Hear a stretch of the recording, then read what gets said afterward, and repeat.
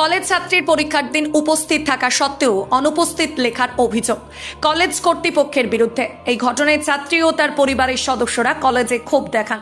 ঘটনাটি ঘটেছে হুগলির আরামবাগের আরামবাগ গার্লস কলেজে। ওই কলেজের তৃতীয় বর্ষের ছাত্রী মমতাজ বেগমের বিস্ফোরক অভিযোগ কলেজ কর্তৃপক্ষের বিরুদ্ধে। কলেজ ছাত্রী জানান, নানানভাবে কলেজ কর্তৃপক্ষ আমাকে হ্যারাসমেন্ট করে। কোনো রকমে আমি পড়াশোনা চালিয়ে যাচ্ছি। বাবা নাই, মা আমাকে কষ্ট করে পড়ান। টাকা নাই, তাই আমি ট্যুরে যেতে পারিনি, তাই জন্য আমাকে হেনস্থা করছে। এমনকি প্র্যাকটিক্যাল পরীক্ষার দিনে আমি উপস্থিত ছিলাম, কলেজ কর্তৃপক্ষ আমাকে অনুপস্থিত বলে। লিখিত পরীক্ষায় আমি পাশ করেছি, শুধুমাত্র প্র্যাকটিক্যাল পরীক্ষায় অনুপস্থিত এমনটা কলেজ কর্তৃপক্ষ লিখে দেওয়ার ফেল দেখাচ্ছে। আমি ইউনিভার্সিটিতে যোগাযোগ করেছিলাম, সেখান থেকে বলা হয়েছিল কলেজে প্রিন্সিপালের সাথে যোগাযোগ করতে। এখন প্রিন্সিপাল বলছেন আমি আর কিচ্ছু করতে পারবো না। অন্যদিকে এই বিষয়ে আরামবাগ গার্লস কলেজের প্রিন্সিপাল অভিযোগ অস্বীকার করে বলেন, যাদের সমস্যা হয়েছে তাদের লিখিত দিতে বলা হয়েছে। বিষয়টা দেখছি। এ বিষয়ে আর কি জানা যাচ্ছে বিস্তারিত রইল আপনাদের জন্য। দেখতে থাকুন নিউজ বাংলাদেশা। আমি মোসাম্মদ মমতাজ বেগম, আরামবাগ গার্লস কলেজের তৃতীয় বর্ষের জিওগ্রাফি অনার্সের ছাত্রী। আমি এই কলেজে 2 বছর ধরে পড়ছি। আমার উপর শুধু হ্যারাসমেন্টই হচ্ছে। প্রত্যেক ক্লাস করছি, ক্লাস চলাকালীন আমাকে এইচওডি ক্লাস থেকে বাইরে বার করে দিচ্ছেন, শুধুমাত্র আমি শিক্ষামূলক ভ্রমণে অংশগ্রহণ করতে পারিনি বলে। আমি এবং আমার বান্ধবী দুজনেই আমরা ছিলাম, দুজনেরই আর্থিক অবস্থা ভালো নয়। আমার বাবা মৃত, আমার মা আমাকে পড়াচ্ছেন। যেহেতু আমার মা আমাকে পড়াচ্ছেন, এতটা সামর্থ্য আমার মায়ের নেই যে 6200 টাকা দিয়ে আমাকে লং ট্যুরে পাঠাবেন। সেজন্য আমি যেতে পারিনি বলে, আমি ওই ভ্রমণে অংশগ্রহণ করতে পারিনি বলে আজকে আমাকে এই হেনস্থার শিকার হতে হয়েছে। এমনকি আমার ওই প্র্যাকটিক্যাল পরীক্ষার দিন আমি উপস্থিত ছিলাম, কিন্তু উপস্থিত থাকা সত্ত্বেও আমাকে অ্যাবসেন্ট করে দেওয়া হয়েছে। অ্যাবসেন্ট করে ইউনিভার্সিটিতে পাঠিয়েছে। আমি ইউনিভার্সিটিতেও গিয়েছিলাম যে আমি লিখিত পরীক্ষায় পাস করেছি কিনা। আমি দেখলাম লিখিত পরীক্ষাতে আমি ভালো নাম্বার পেয়েছি, শুধুমাত্র আমার 20 মার্কসের যে প্র্যাকটিক্যাল পরীক্ষাটি ছিল সেটাই আমার অ্যাবসেন্ট করেছে। ওই জন্য আমার পেপারটিতে 11 আমার ডিসকোয়ালিফাই এসেছে। এই জন্য ওখান থেকে বললেন যে তোমরা প্রিন্সিপালকে গিয়ে বলো, প্রিন্সিপাল চাইলেই সমস্যাটা সমাধান হয়ে যাবে। বর্ধমান বিশ্ববিদ্যালয়। ওখান থেকে বললেন যে প্রিন্সিপাল চাইলেই সমস্যাটা সমাধান করে দিতে পারেন, তোমরা প্রিন্সিপালের কাছে যাও, প্রিন্সিপালের কাছে গেলেই সমস্যাটা সমাধান হবে। সেহেতু আমরা গার্জিয়ান নিয়ে প্রিন্সিপালের কাছে এসেছি। প্রিন্সিপাল স্যার বলছেন যে আমার হাতে কোনো কিছু নেই, আমি কিছু করতে পারবো না, যেহেতু রেজাল্ট আউট হয়ে গেছে। কিন্তু এখন তো প্রিন্সিপাল স্যার কিছু শুনছেন না। প্রথমে তো আমরা যখন এসেছি তখন প্রিন্সিপাল স্যার চলে গেলেন, আমাদেরকে দাঁড় করিয়ে রেখে প্রায় 1.5-2 ঘন্টা আমাদেরকে দাঁড় করিয়ে রেখে চলে গেলেন। এখন এসে বলেছেন যে দরখাস্ত দাও। আমরা দরখাস্ত দিয়েছি। দরখাস্ত দেওয়ার পরে এখন কী হবে এখন জানি না। আপনারা প্লিজ আমাদেরকে সাপোর্ট করুন যাতে আমরা এই পরীক্ষাটিতে পাস করে যাই, কারণ আর একটা বছর আবার যে পরের বছর যে আমরা এই পরীক্ষাটা দেবো সেই সামর্থ্যটাও আমাদের নেই। এই জন্য বলছি আপনারা প্লিজ আমাদেরকে হেল্প করুন। কী নাম? মোসাম্মদ মমতাজ বেগম। রেজাল্ট তো বেরিয়ে গেছে। হ্যাঁ, রেজাল্ট তো বেরিয়ে গেছে, কিন্তু ইউনিভার্সিটি থেকে বলেছেন যে প্রিন্সিপাল স্যার যদি নোটিশ পাঠায় যে ওরা দুজন ওই প্র্যাকটিক্যাল পরীক্ষার দিন উপস্থিত ছিল, ওদেরকে নাম্বারটা দেওয়া হোক, তাহলে আমরা সমস্যাটা সমাধান করে দেবো।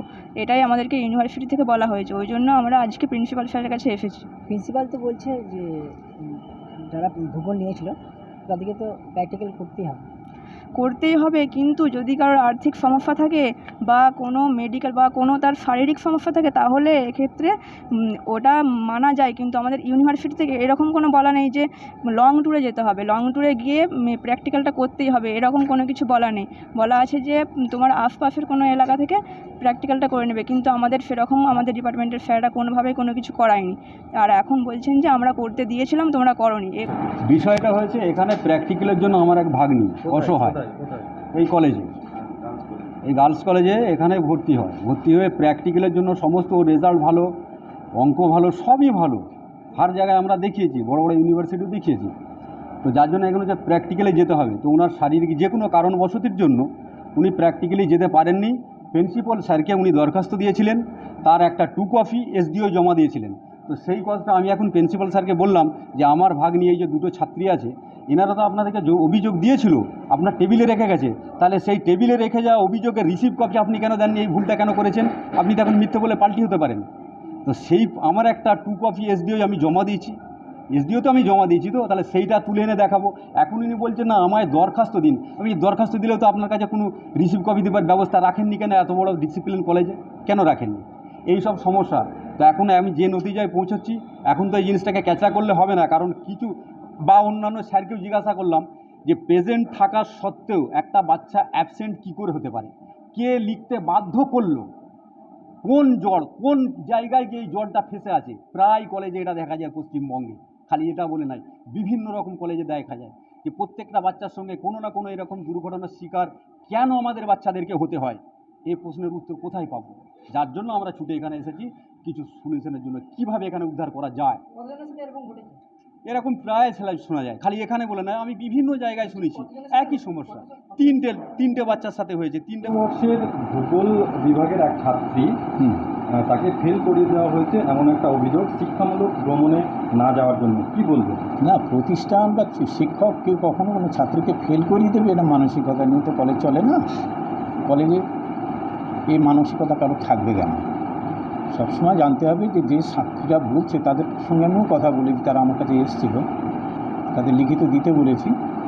অ্যাকচুয়ালি জিওগ্রাফি সাবজেক্টটা হচ্ছে প্র্যাকটিক্যাল বেস সাবজেক্ট। জিওগ্রাফি সাবজেক্টে যে দুটো মেয়ের কথা বলছে, সে দুটো মেয়ে তারা ফিল্ড ওয়ার্ক করেনি। প্র্যাকটিক্যালে যে ওদের নিয়ম হচ্ছে ফিল্ড ওয়ার্ক করা, সেই ফিল্ড ওয়ার্কটা ওরা করেনি। এখন অসুস্থতার কারণেও যদি না করে থাকে বা এমনিতে যদি না করে থাকে, নিয়ম হচ্ছে ফিল্ড ওয়ার্ক না করলে জিওগ্রাফিতে স্বাভাবিক কারণে তার নাম্বারের সমস্যা হয়ে দাঁড়ায়। এখন এটা তো করতেই হবে, জিওগ্রাফি হোক, ফিজিক্যাল এডুকেশান হোক বা আরও কোনো সাবজেক্টে যদি প্র্যাকটিক্যাল থাকে সেটা প্র্যাকটিক্যালে অ্যাটেন্ড করতেই হবে। সে অসুস্থ হলেও অ্যাটেন্ড করতে হবে, সুস্থ থাকলেও অ্যাটেন্ড করতে হবে। এখন যদি না করে থাকে তাহলে প্রিন্সিপালকে বলতে হবে যে আমাকে একটা বিকল্প ব্যবস্থা দিন। সে প্রিন্সিপালকেও বলেনি, টিচাররা বলছে যে আমরা বলেছি ওদেরকে একটা বিকল্প করে দিতে, কিন্তু তাও করেনি। স্বাভাবিক কারণে তারা অ্যাবসেন্ট হয়েছে। তবু আমি বলেছি ওদের একটা লিখিত দিতে। বিভিন্ন জায়গায় আমরা দেখছি, আলোচনা করে দেখছি, যদি এর কোনো একটা সুরা হয় তাহলে ছাত্রীরা হয়তো উপকৃত হয়। তারা তো এমনকি এসডিও অফিসেও, অর্থাৎ এসডিও ম্যামের দ্বারস্থও হয়েছেন এই বিষয়ে। না, এটা মানুষের তো যে কোনো জায়গায় যাওয়ার অধিকার আছে, যে কোনো জায়গায় যে কোনো মানুষ যেতেই পারে, সে যেখানেই যাবে, সেটা কোনো অসুবিধা নেই। এরকম কি কলেজ কর্তৃপক্ষ থেকে বলা হয়েছিল যে না গেলেও তাদেরকে পাস করে দেওয়া হবে বা এরকম? না, এরকম কখন শিক্ষকরা কখনোই বলবে না। আমি তো 3টে শিক্ষককে নিয়ে ওদের সামনে বসেছি, কেউ তারা ওরকম বলেনি, বা কোনো স্টুডেন্টও তাদের বলেনি। জিওগ্রাফি নিয়ে পড়লে কি যেতেই হবে? হ্যাঁ, জিওগ্রাফিতে প্র্যাকটিক্যাল ফিল্ড ওয়ার্কটা আছে। ফিল্ড ওয়ার্ক না করলে সম্পূর্ণরূপে ফেল হবে। হ্যাঁ, ওরা তো প্র্যাকটিক্যালে ফেল হলে সবটাই ফেল, মানে ওই সাবজেক্টটাই ফেল, মানে ওই পেপারটাই ফেল হয়ে যাবে।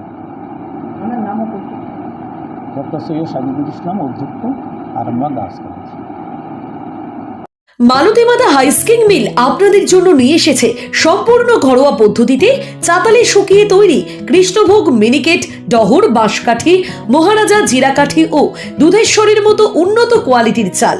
মালতীমাতা হাইস্কিং মিলে প্রোপাইটার পবন নন্দী ও জীবন নন্দী। ঠিকানা সুপারা, চাদুর, আরামবাগ, হুগলি। যোগাযোগ নম্বর 7432074210 অথবা 8972452835।